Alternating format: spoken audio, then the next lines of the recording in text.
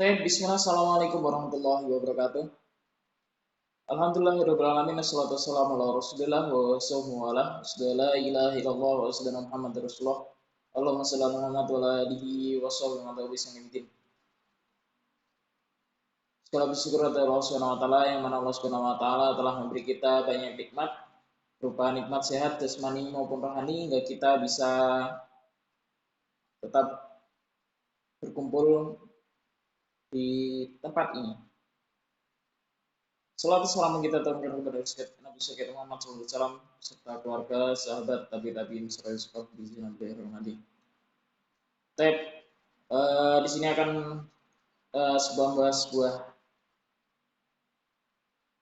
pertanyaan-pertanyaan yang di mana disampaikan oleh sahabat kita sudah Nawarah yang disusun oleh saya sendiri, Fathur Rahman Al-Wajiz, dengan judul besarnya yaitu Pendidikan Agama Islam. Ada beberapa pertanyaan di sini.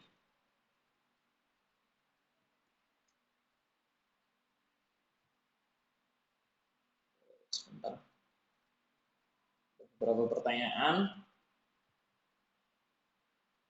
Pengertian pendidikan Islam. Apa sih itu pendidikan Islam sendiri? Berasal dari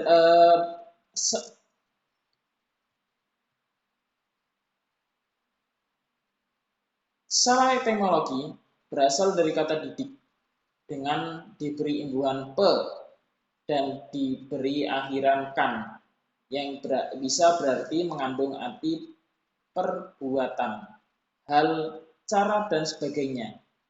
Pendidikan secara istilah adalah berasal dari bahasa Yunani, dari kata paidegloi, dari asal kata paidagogia, yang berarti pergaulan anak, dan agoge berarti sayap membimbing.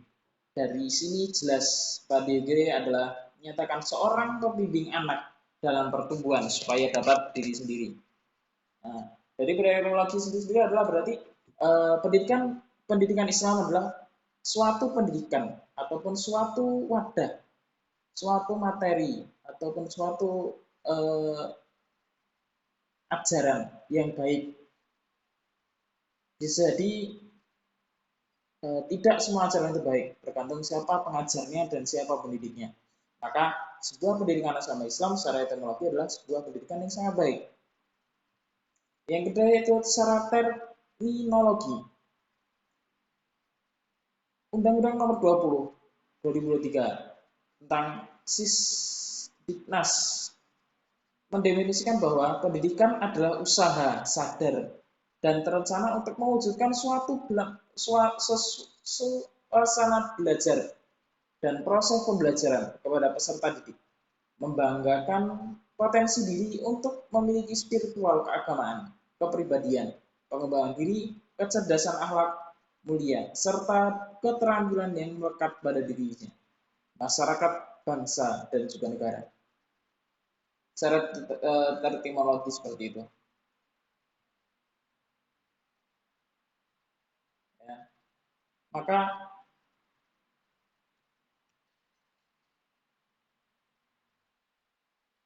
berdasarkan dari itu semua, cara terminologi maupun etimologi, suatu pendidikan, suatu wadah pendidikan adalah sangat baik. Pendidikan itu bukan cuma ketika kita di sekolah maupun di kelas, akan tetapi pendidikan itu bisa juga di kegiatan masyarakat atau di keluarga dalam keseharian. Selanjutnya itu hubungan gimana sih hubungan pendidikan Islam dengan pendidikan nasional itu? Ya. Berusaha seberingan dalam pengembangan dan penimbangan iman, akhlak, moral, budi pekerti, dan penguasaan ilmu dan pengetahuan bagi seluruh bangsa Indonesia. Pendidikan Islam dan pendidikan nasional itu sangat berhubungan. Kenapa? Karena pendidikan nasional itu secara umum ada pendidikan Islam dan ada juga pendidikan non-Islam. Maksudnya di sini apa? Seperti apa ya? Kayak di luar sana banyak yang sekolah-sekolah Kristen, sekolah kaferius, sekolah-sekolah dan lain sebagainya. Yang pada intinya bukan Islam. Maka eh, itu pendidikan nasional, akan tetapi bukan pendidikan Islam. Kenapa? Karena mereka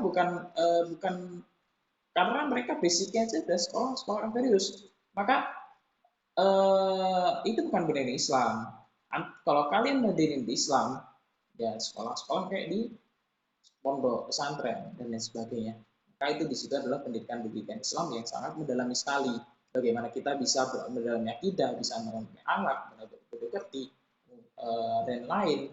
Dan juga pondok pesantren itu atau pendidikan itu tidak monoton, dia belajar Al-Quran terus. Kadang ada beli lipi namanya PPKN, ada MTK, dan sebagainya. Pendidikan Islam pasti ada pendidikan nasional. Tapi ketika pendidikan nasional, belum tentu dia ada pendidikan Islam di dalamnya. Sumber pendidikan ada berapa? Pendidikan Islam ada berapa sih aslinya? Sumber pendidikan Islam itu cuma ada dua, yaitu dari Al-Quran dan As-Sunnah. Maka ada dasar pendidikan ilmu pendidikan Islam. Kata sumber berasal dari bahasa Arab, yaitu disebut masdar yang dijamak dan masdari. Dapat diartikan certain point, titik tolak, point of origin, sumber asli, origin asli, short sumber, infinity tidak terbatas, verbal nouns, kalimat kata kerja, dan absolute or internal object, mutlak atau tujuan yang bersifat netral. Kosakata sumber sering kali tumpah tindih dengan kosakata dasar, prinsip, dan asas. Jadi sumber pendidikan Islam selanjutnya dapat diartikan semua acuan atau rujukan yang dirinya memancarkan ilmu, pengetahuan dan nilai-nilai yang akan ditransianitasikan dan dalam pendidikan. Maka itu tadi kita harus mengetahui sumber dulu. Apa sumber pendidikan Islam itu? Maka ketika kita sudah mengetahui sumber pendidikan Islam itu, insya Allah kita akan memantapkan hati, memantapkan pikiran, memantapkan jiwa dan raga untuk mendalami yang namanya pendidikan Islam. Kita masuk ke tujuan ya sekarang. Tujuan pendidikan Islam. Tujuan pendidikan Islam, perspektif pendidikan Islam. Tujuan pendidikan Islam adalah akhlak. Menurutnya, pendidikan budi pekerti merupakan jiwa dan pendidikan Islam. Islam telah memberi kesimpulan bahwa pendidikan budi pekerti dan akhlak adalah ruh jiwa pendidikan Islam.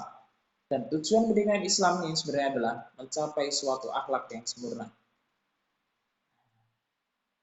Tujuan pendidikan Islam itu apa? Mencapai suatu akhlak yang sempurna. Bagaimana kita bisa sempurna? Itu tadi, kita di sebelumnya itu tadi, saya lupa. Dasar-dasar pendidikan Islam itu cuma dua, Al-Quran dan As-Sunnah. Maka di sini tujuan pendidikan Islam, pendidikan Islam adalah mencapai suatu akhlak yang sempurna. Bisa jadi ketika tidak berpedoman dengan Al-Quran dan As-Sunnah, kita tidak mempunyai tujuan hidup.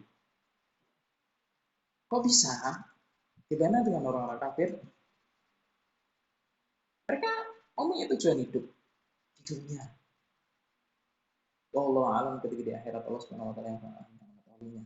Semoga mereka bisa bertobat dan masuk dengan Islam dengan ridha Allah Subhanahu wa taala. Mengetuk hati mereka bisa lebih baik ke depan. Nah, tadi tujuan pendidikan Islam. Sekarang tujuan keagamaan. Membimbing adalah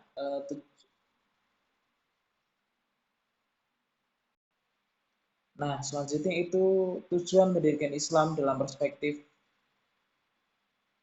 pendidikan Islam. Di sini ada tiga, yaitu tujuan yang pertama itu tujuan keagamaan, tujuan keduniaan, dan tujuan pendidikan menurut ilmu para ahli. Membimbing dan mendidik seorang untuk memahami ajaran agama Islam diharapkan memiliki kecerdasan berpikir EQ, kecerdasan emosional EQ, dan memiliki kecerdasan spiritual atau SQ untuk bekal hidup menuju kesuksesan dunia akhirat. Maka untuk membimbing dan mendidik seorang untuk memahami ajaran Islam diharapkan mereka memiliki kecerdasan pikiran EQ, kecerdasan emosional EQ, SQ, kecerdasan spiritual.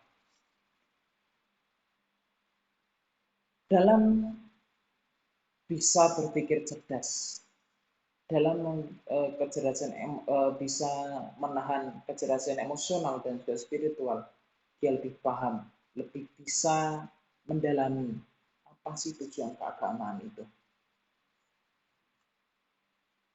Sekarang tujuan keduniaan. Kesempurnaan manusia di dunia di akhirat, manusia dapat mencapai kesempurnaan melalui ilmu untuk memberi kebahagiaan di dunia dan sebagai jalan mendekati diri kepada Allah SWT. Itu. Yang selanjutnya itu tujuan mendirikan menurut para ahli.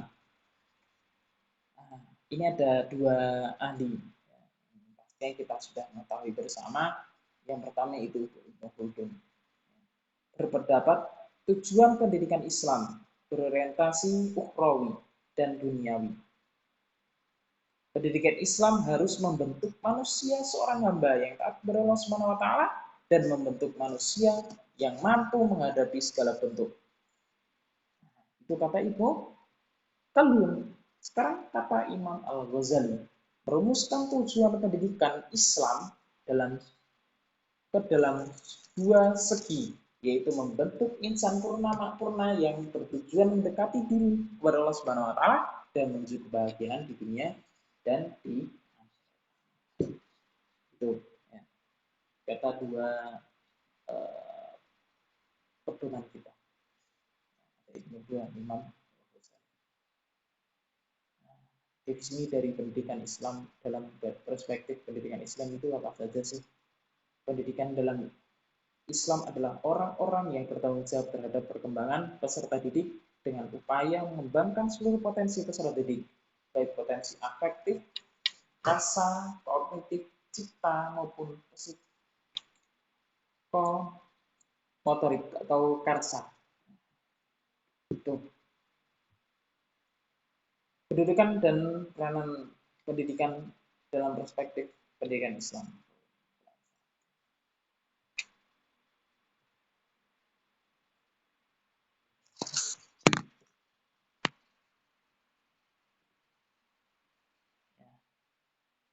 Untuk menyempurnakan atau membersihkan dan menyucikan manusia agar dapat mendekatkan diri kepada Allah Subhanahu wa taala, tujuan utamanya adalah pendidikan Islam adalah untuk membimbing manusia agar lebih dekat kepadanya. Kedudukan dan peranan pendidikan dalam perspektif pendidikan Islam ya, itu sangat berbeda jauh.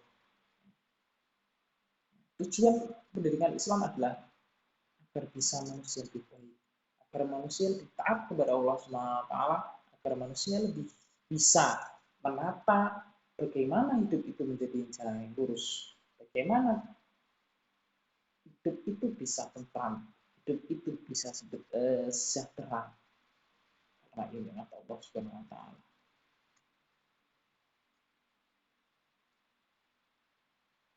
Jenis dan syariat pendidikan Islam perspektif Islam.